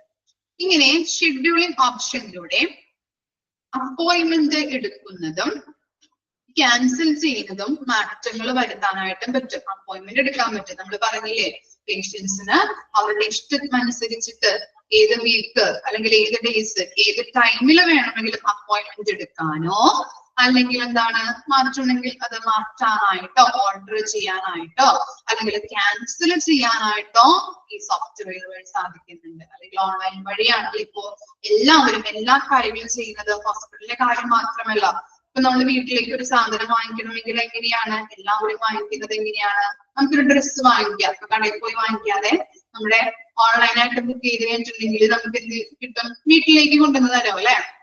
ഓക്കെ, അങ്ങനെയാണ് പലരും ഇപ്പോ നമ്മുടെ ടെക്നോളജി ഒക്കെ വികസിച്ചതോട് കൂടിയിട്ട് നല്ല രീതിയിൽ എല്ലാവരും ഓൺലൈനെയാണ് ആശ്രയിക്കുന്നത് അല്ലെ. ഓക്കെ, ഇനി ഇതുവഴി രോഗികൾക്ക് എളുപ്പത്തിൽ ഒരു അപ്പോയിന്റ്മെന്റ് ഷെഡ്യൂൾ ചെയ്യാൻ പറ്റും. ഞാൻ പറഞ്ഞില്ലേ, എളുപ്പത്തിൽ അവർക്ക് അപ്പോയിന്റ്മെന്റ് ഷെഡ്യൂൾ ചെയ്യാൻ പറ്റും. രോഗി ഒരു അപ്പോയിന്റ്മെന്റ് റിസർവ് ചെയ്ത് കഴിഞ്ഞിട്ടുണ്ടെങ്കിൽ ഹോസ്പിറ്റൽ മാനേജ്മെന്റ് സിസ്റ്റം രോഗിയുടെ രോഗത്തെ അതുമായിട്ട് കണക്ട് ചെയ്യും. ഏത് ഡോക്ടറെയാണ് നമ്മൾ ബുക്ക് ചെയ്തിരിക്കുന്നത് എന്ന് കണ്ടു കഴിഞ്ഞിട്ടുണ്ടെങ്കിൽ, ഇപ്പൊ കാർഡിയോളജി അല്ലെ, ഏതെങ്കിലും ഒരു ഡോക്ടർ കാർഡിയോളജിയുമായിട്ട് ബന്ധപ്പെട്ട ഒരു ഡോക്ടർ ബുക്ക് ചെയ്ത് കഴിഞ്ഞിട്ടുണ്ടെങ്കിൽ നമുക്ക് മനസ്സിലാവും എന്താണ് ഹൃദയ സംബന്ധമായിട്ടുള്ള അസുഖങ്ങളായിട്ട് ഉള്ള ഒരു പേഷ്യന്റ് ആണ് മനസ്സിലാവും അല്ലെ. ഓക്കെ, അപ്പൊ അതാണ് അവിടെ പറയുന്നത്. അപ്പോയിന്റ്മെന്റ് റിസർവ് ചെയ്ത് കഴിഞ്ഞിട്ടുണ്ടെങ്കിൽ ഹോസ്പിറ്റൽ മാനേജ്മെന്റ് സിസ്റ്റം രോഗിയുടെ രോഗത്തെ അതുമായിട്ട് കണക്ട് ചെയ്യുന്നു. ഒരു രോഗി ഫീവർ ആയിട്ട് വന്നു കഴിഞ്ഞാൽ ഫിസിഷ്യനായിട്ട് കണക്ട് ചെയ്യും. മനസ്സിലായില്ലേ? ഇപ്പൊ കാർഡിയോളജി ആണെങ്കിൽ എന്താണ്, ആ ഡോക്ടറായിട്ട് കണക്ട് ചെയ്ത് കൊടുക്കുന്നു. അറ്റ് എ ടൈം രോഗികള് അപ്പോയിന്റ്മെന്റ് എടുത്തുകൊണ്ടിരിക്കുകയാണെങ്കിൽ പല വിധത്തിലുള്ള ആശയക്കുഴപ്പങ്ങൾ അല്ലെ, പെർപ്ലക്സിറ്റി, ആശയക്കുഴപ്പം ഉണ്ടാകാനായിട്ട് സാധ്യതയുണ്ട്. എപ്പോഴെപ്പോഴും ഇങ്ങനെ അറ്റ് എ ടൈമില് രോഗികള് അപ്പോയിന്റ്മെന്റ് എടുത്തുകൊണ്ടിരിക്കുകയാണെങ്കിൽ പല വിധത്തിലുള്ള ആശയക്കുഴപ്പങ്ങൾ ഉണ്ടാകാനായിട്ട് സാധ്യതയുണ്ട്. അതുകൊണ്ട് എന്ത് ചെയ്യുന്നുണ്ട്, അങ്ങനെ ഉണ്ടാകാതിരിക്കാൻ വേണ്ടിയിട്ട് പല സ്ലോട്ടുകളായിട്ട് അപ്പോയിന്റ്മെന്റിനെ ക്രിയേറ്റ് ചെയ്യുന്നു. പല സ്ലോട്ടുകളായിട്ട് അപ്പോയിന്റ്മെന്റിനെ ക്രിയേറ്റ് ചെയ്യുന്നു. പിന്നീട് രോഗിയുടെ റെക്കോർഡ് HMS യൂസ് ചെയ്ത് കളക്ട് ചെയ്യുന്നു. രോഗിയുടെ ഹെൽത്ത് റെക്കോർഡുകൾ ഉണ്ടാവുമല്ലോ, അത് ഈ സോഫ്റ്റ്വെയർ ഉപയോഗിച്ചുകൊണ്ട് കളക്ട് ചെയ്യുന്നു. അത് ഡോക്ടറുമായിട്ട് ഷെയർ ചെയ്യുന്നു. ചില രോഗികള് ഹോസ്പിറ്റലില് വന്ന് കാണാൻ പറ്റാത്തവരുണ്ടാവും. കിടപ്പോട് കൂടിയോ എന്തെങ്കിലും ബുദ്ധിമുട്ടുകളൊക്കെ ഉള്ള രോഗികളാണെങ്കിൽ ഡോക്ടറെ വന്ന് കാണാനായിട്ട് അവർക്ക് ബുദ്ധിമുട്ടുണ്ടാവും. അപ്പൊ എന്ത് ചെയ്യുന്നുണ്ട്, ആ രോഗികൾക്ക് വേണ്ടിയിട്ട് ഡോക്ടർമാരുടെ ലിസ്റ്റ് ഉണ്ടാവും. ആ ലിസ്റ്റ് ഇട്ടിട്ട് ഏത് ഡോക്ടറെയാണോ അവർക്ക് ആവശ്യമായിട്ട് വേണ്ടത് അവരെ ചുമതലപ്പെടുത്തി കൊടുക്കുന്നു. ഓക്കെ, അപ്പൊ ഇത്രയും കാര്യങ്ങളാണ് അപ്പോയിന്റ്മെന്റ് മാനേജ്മെന്റിൽ വരുന്നത്. ഓക്കെ, ഇങ്ങനെ അപ്പോയിന്റ്മെന്റ് മാനേജ്മെന്റ് ഉണ്ട്. അതുപോലെ പല കാര്യങ്ങൾ നമ്മൾ പഠിക്കും. സപ്ലൈ മാനേജ്മെന്റ്, പേഷ്യന്റ് മാനേജ്മെന്റ്, ഇതൊക്കെ എന്താണ്, പല മൊഡ്യൂളുകളാണ്. സോഫ്റ്റ്വെയർ സിസ്റ്റത്തിലെ മൊഡ്യൂളുകളാണ് കേട്ടോ. ഓരോന്നും മൊഡ്യൂളുകളാണ്. ഇത് വെച്ചിട്ടാണ് ഓരോ കാര്യങ്ങളും. സപ്ലൈ മാനേജ്മെന്റ് എന്ന് പറയുമ്പോൾ ഏതുമായിട്ട് റിലേറ്റ് ചെയ്തതായിരിക്കും, പറയാൻ പറ്റോ? സപ്ലൈ മാനേജ്മെന്റ് കണക്ഷൻ കിട്ടിയോ നോക്കട്ടെ miss. Stock, very good. Staff management module എന്ന് പറഞ്ഞതോ സ്റ്റാഫുമായിട്ട്, സ്റ്റാഫിന്റെ എല്ലാ കാര്യങ്ങളും ഇതിനകത്ത് കൂടി അറിയാൻ പറ്റുന്നു. ഓക്കെ, ഫെസിലിറ്റീസോ? ഫെസിലിറ്റീസ് എന്താ?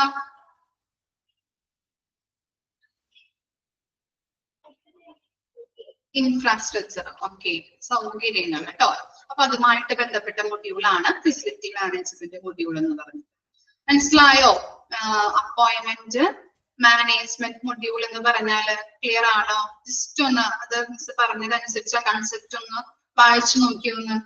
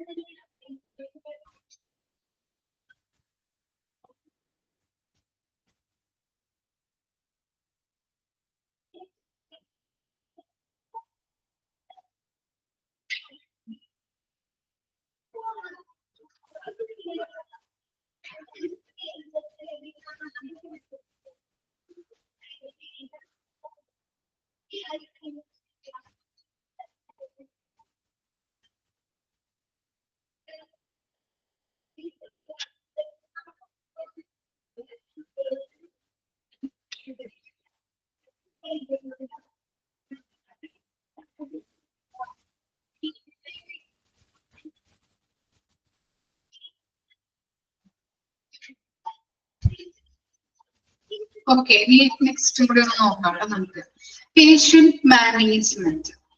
After the patient orientation is completed, the patient is shifted to an IPD or OPD. The patient management module of HMS caters to the necessities of the inpatient and outpatient department. It collects and stores the medical history, treatment required, details of their previous visit, upcoming appointment, reports, insurance details, and more. It generates unique admission number for each patient to easily handle admission, discharge, and transfers. It also builds a comprehensive discharge summary to make sure of smooth discharge.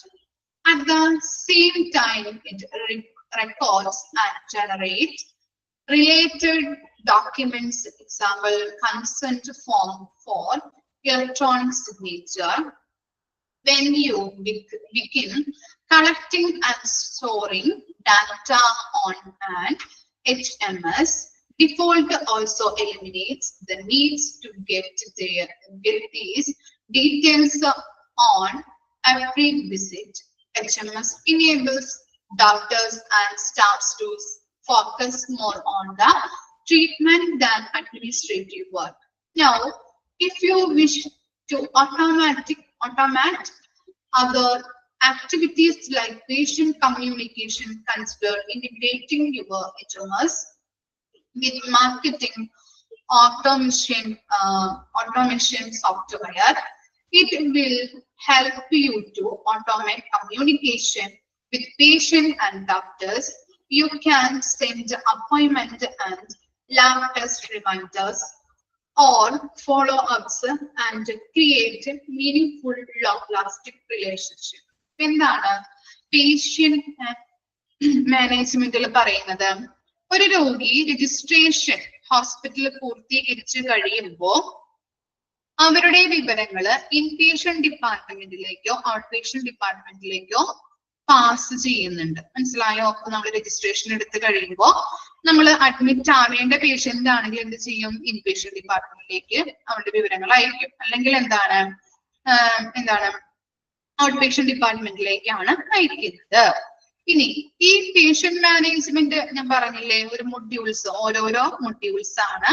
അപ്പോ സിസ്റ്റത്തില് പല മൊഡ്യൂൾസുകളും ഉണ്ട്. Supply management module, patient appointment, അതുപോലെ തന്നെ patient management, അങ്ങനെ പല പല മൊഡ്യൂൾസുകളുണ്ട്. അപ്പോ അവർക്ക് ഇങ്ങനെയുള്ള മൊഡ്യൂൾസിന് ചെയ്തു തീർക്കാനായിട്ടുള്ള റെസ്പോൺസിബിലിറ്റീസ് ഉണ്ട്. അതാണ് ഇവിടെ പറയുന്നത്. ഇതില് പേഷ്യന്റ് മാനേജ്മെന്റ് മൊഡ്യൂളാണ് എല്ലാ വിവരങ്ങളും എന്താണ് ഇൻപേഷ്യന്റ് അതുപോലെ തന്നെ ഔട്ട് പേഷ്യന്റ് ഡിപ്പാർട്ട്മെന്റിലേക്ക് അയക്കുന്നത്. രോഗിയുടെ എല്ലാ വിവരങ്ങളും ഇപ്പോൾ ഇൻപേഷ്യന്റ് ഡിപ്പാർട്ട്മെന്റിലേക്കാണെങ്കിൽ അവിടേക്ക്, അല്ലെങ്കിൽ ഔട്ട് പേഷ്യന്റ് ഡിപ്പാർട്ട്മെന്റിലേക്കാണെങ്കിൽ അവിടേക്ക് അയക്കുന്നത്. ഒരു രോഗിയുടെ സകല ഡീറ്റെയിൽസും പരിശോധിക്കുന്നത് പേഷ്യന്റ് മാനേജ്മെന്റ് മൊഡ്യൂൾ ആണ്. ഓക്കെ, പേഷ്യന്റ് മാനേജ്മെന്റ് എന്ന് പറയുമ്പോൾ ഒരു രോഗിയുടെ എല്ലാ ഡീറ്റെയിൽസും അതിനകത്ത് ഉണ്ടാകുന്നുണ്ട്. അതുകൂടാതെ അഡ്മിഷൻ നമ്പർ ജനറേറ്റ് ചെയ്യപ്പെടുന്നു. അഡ്മിറ്റ് ആവുകയാണെങ്കിൽ അഡ്മിഷൻ നമ്പർ ഉണ്ടാവും. അപ്പോ അതുപോലെ തന്നെ അഡ്മിഷൻസ്, ഡിസ്ചാർജ്, ട്രാൻസ്ഫർ, നമ്മൾ കൊണ്ടുവന്ന ഹോസ്പിറ്റലിലോട്ട് നല്ല രീതിയിലുള്ള ഫെസിലിറ്റീസോ കാര്യങ്ങളോ ഇല്ല എന്നുണ്ടെങ്കിൽ അടുത്ത ഹോസ്പിറ്റലിലോട്ട് റെഫർ ചെയ്ത് കൊടുക്കും അല്ലെ. അപ്പൊ അങ്ങനെയുള്ള ട്രാൻസ്ഫറുകള്, എല്ലാ കാര്യങ്ങളും അതിനകത്ത് നമുക്ക് അവൈലബിൾ ആയിരിക്കും. ഡിസ്ചാർജ് സമ്മറി ക്രിയേറ്റ് ചെയ്യപ്പെടുന്നു. ഡിസ്ചാർജ് അഡ്മിറ്റ് ആവുകയാണെങ്കിൽ ഇപ്പൊ 2 ആഴ്ചയോ ഒരാഴ്ചയോ കഴിയുമ്പോ നമുക്കറിയാം എന്താണ് ഡിസ്ചാർജ് ആക്കേണ്ടി വരും. അപ്പൊ തന്നെ എന്ത് ചെയ്യുന്നുണ്ട്? ഡിസ്ചാർജ് സമ്മറി ക്രിയേറ്റ് ചെയ്യപ്പെടാനായിട്ട് ഈ സിസ്റ്റത്തിലൂടെ സഹായിക്കുന്നുണ്ട്. കൂടാതെ ഡിസ്ചാർജ് സമ്മറിയുമായിട്ട് ബന്ധപ്പെട്ട രേഖകളിൽ കൂടിയും ഇതിനകത്ത് ജനറേറ്റ് ചെയ്യപ്പെടുന്നുണ്ട്. ഡിസ്ചാർജ് സമ്മറി, നമ്മുടെ രോഗിയുടെ എല്ലാ ഡീറ്റെയിൽസുകളും ഈ ഡിസ്ചാർജ് സമ്മറിയിൽ ഉണ്ടാകുന്നുണ്ട്. മാത്രമല്ല ഇലക്ട്രോണിക് സിഗ്നേച്ചർ കൺസെന്റ് ഫോമുകളിൽ രോഗിയുടെ പക്കലിൽ നിന്ന് ശേഖരിക്കാനായിട്ടുള്ള സിസ്റ്റവും എന്താണ് ഇതിനകത്ത് ഉണ്ടാവുന്നുണ്ട്. ഇപ്പൊ കൺസെന്റ് ഫോം, ഇലക്ട്രോണിക് റെക്കോർഡ് എങ്ങനെയാണ്? ഇലക്ട്രോണിക് സിഗ്നേച്ചർ കൺസെന്റ് ഫോം നിങ്ങൾ കണ്ടിട്ടില്ലേ? ഇലക്ട്രോണിക്കലി നമ്മൾ കൺസെന്റ് ഫോം സൈൻ ചെയ്യിക്കുന്നത് അറിയോ? അറിയാത്തവര് ജസ്റ്റ് ഒന്ന് ക്രോമിലൊന്ന് അതിന്റെ ഇമേജ് ഒന്ന് അടിച്ചു കൊടുത്തു കഴിഞ്ഞിട്ടുണ്ടെങ്കിൽ കാണാൻ പറ്റും കേട്ടോ. ജസ്റ്റ് ഒന്ന് നോക്കാം, അറിയാത്തവർ ആരെങ്കിലും ഉണ്ടെങ്കിൽ ഇലക്ട്രോണിക്കലി സമ്മതപത്രം സൈൻ ചെയ്യിക്കുന്നത് കേട്ടോ. ഓക്കെ, അങ്ങനെയുള്ള രീതികളും ഇതിനകത്ത് നമുക്ക് അവൈലബിൾ ആയിരിക്കും. അതുപോലെ തന്നെ ഒരു പ്രാവശ്യം മാത്രം രോഗിയുടെ വിവരങ്ങൾ കൊടുത്താലും മതി. ഡോക്ടറെ കാണുമ്പോ കൊടുക്കേണ്ട ആവശ്യമില്ല അല്ലെ. നമ്മൾ ഒരു പ്രാവശ്യം വന്നിട്ട് രജിസ്റ്റർ ചെയ്ത് കഴിഞ്ഞാല് പിന്നെ എന്താണ് നമ്മുടെ എല്ലാ വിവരങ്ങളും അതിനകത്ത് അപ്ഡേറ്റ് ആവും. ഓക്കെ, അപ്പൊ ഡോക്ടറെ കാണുമ്പോ അതിനകത്ത് നമുക്ക് വിവരങ്ങൾ കൊടുക്കേണ്ട ആവശ്യമില്ല. ഇനി മാർക്കറ്റിംഗ് ഓട്ടോമേഷൻ സോഫ്റ്റ്വെയർ എന്ന് പറഞ്ഞു കഴിഞ്ഞിട്ടുണ്ടെങ്കിൽ ഈ സോഫ്റ്റ്വെയർ HMS ഇന്റഗ്രേറ്റ് ചെയ്യുകയാണെങ്കിൽ അതിന് പല ബെനഫിറ്റ്സുകളും ഉണ്ടെന്നാണ് പറയുന്നത്. Okay, marketing automation software HMS integrate ചെയ്യുകയാണെങ്കിൽ, യോജിപ്പിക്കുകയാണെങ്കിൽ അതിന് പല ബെനഫിറ്റ്സുകളുണ്ട്. എന്താണ് പ്രധാന ബെനഫിറ്റ്സ് എന്നത്? എന്താണ്? പേഷ്യൻസിന്റെ റിപ്പോർട്ടുകൾ ഓട്ടോമേറ്റ് ആയിട്ട് പേഷ്യൻസിന്റെ UHIDയിലേക്ക് ഓട്ടോമേറ്റ് ആയിട്ട് കണക്ട് ആവും. മനസ്സിലായോ? UHID എന്ന് പറഞ്ഞാല് ഞാൻ പറഞ്ഞില്ലേ, കാർഡ് ID, നമ്മുടെ കാർഡ് തരുമ്പോ അതിനകത്ത് UHID ഉണ്ടാവും, അല്ലെങ്കിൽ ID, പേഷ്യന്റിന്റെ ID നമ്പർ ഉണ്ടാവും കേട്ടോ. ഓക്കെ, അതാണ് UHID. UHID എന്ന് പറഞ്ഞാല് യൂണിക് ഹെൽത്ത് ഐഡന്റിഫിക്കേഷൻ. അപ്പോ യൂണിക് ഹെൽത്ത് ഐഡന്റിഫിക്കേഷൻ ആണ് UHIDയുടെ ഫുൾ ഫോം. അങ്ങനെ ഈ സോഫ്റ്റ്വെയർ HMS-ഉമായിട്ട് ഇന്റഗ്രേറ്റ് ചെയ്യുമ്പോൾ UHIDയിലേക്ക് പേഷ്യൻസിന്റെ റിപ്പോർട്ടുകൾ ഓട്ടോമാറ്റിക് ആയിട്ട് കണക്ട് ആവും. ഓക്കെ, ഡോക്ടർമാർക്ക് റൂമിൽ ഇരുന്നത് കാണാനായിട്ട് പറ്റും. ഡോക്ടർമാരുടെ അടുത്ത് കൊണ്ടുപോയിട്ട് കൊടുക്കേണ്ട ആവശ്യമില്ല. അവരുടെ കമ്പ്യൂട്ടർ സിസ്റ്റം വഴി അതിനകത്ത് ഡോക്ടേഴ്സിന്റെ അവിടെ ഉണ്ടാവുമല്ലോ, കൺസൾട്ടേഷൻ റൂമിൽ കമ്പ്യൂട്ടർ ഉണ്ടാവും. അതിനകത്തോട്ട് ഓൾറെഡി അതെന്ത് ചെയ്യും, അത് അവിടെ ഇരുന്ന് കാണാനായിട്ട് സാധിക്കുന്നുണ്ട്. പേഷ്യന്റിന്റെ മൊബൈലിൽ UHID കണക്ട് ആവുമ്പോൾ പേഷ്യൻസിന്റെ മൊബൈലിൽ അലേർട്ട് ഉണ്ടാകുന്നുണ്ട്. ഇത്തരം കാര്യങ്ങളാണ് പേഷ്യന്റ് മാനേജ്മെന്റിൽ വരുന്നത്. മനസ്സിലായോ? ഓക്കെ ആണോ? അഡ്മിഷന്റെ കാര്യങ്ങള്, ഡിസ്ചാർജ്, ട്രാൻസ്ഫർ, അതുപോലെ UHID, എല്ലാ കാര്യങ്ങളും ഇതിനകത്ത് അവൈലബിൾ ആയിരിക്കും. പേഷ്യൻസിന്റെ എല്ലാ ഡീറ്റെയിൽസും അപ് ടു ഡേറ്റ് ആയിട്ട് നമുക്ക് കാണാനായിട്ട് പറ്റും. ഒരു പേഷ്യൻസ് വന്നു കഴിയുകയാണെങ്കിൽ അത് അഡ്മിറ്റ് ആക്കണമെന്നുണ്ടെങ്കിൽ ഇൻപേഷ്യന്റ് ഡിപ്പാർട്ട്മെന്റിലേക്ക്, ഇനി അഡ്മിറ്റ് അല്ല ഡോക്ടറെ കൺസൾട്ട് ചെയ്യാനാണെങ്കിൽ അത് ഔട്ട് പേഷ്യന്റ് ഡിപ്പാർട്ട്മെന്റിലേക്ക്, അങ്ങനെയുള്ള കാര്യങ്ങളൊക്കെ പാസ് ചെയ്യാനായിട്ട് സാധിക്കുന്നുണ്ട് കേട്ടോ.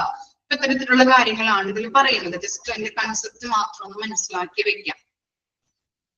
ഓക്കെ, ക്ലിയർ ആണോ? നമ്മള് രണ്ട് കമ്പോണന്റ് ആണ് ഇന്ന് എടുത്തത്. ഏതൊക്കെയാണ്?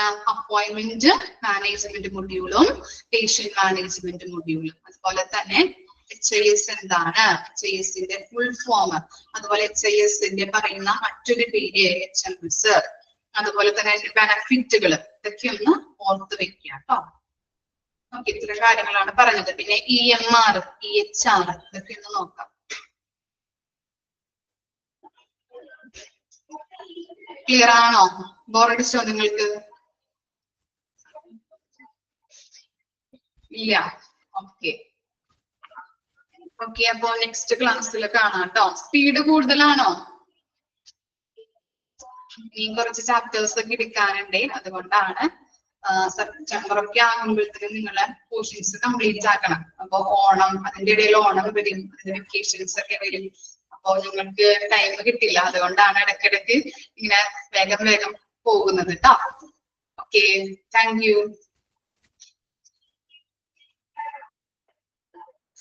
ഡൗട്ട് ഒന്നുമില്ലല്ലോ? ക്ലിയർ അല്ലേ ഇന്നെടുത്ത ഭാഗങ്ങള്? ഓക്കെ അല്ലേ? ഓക്കെ.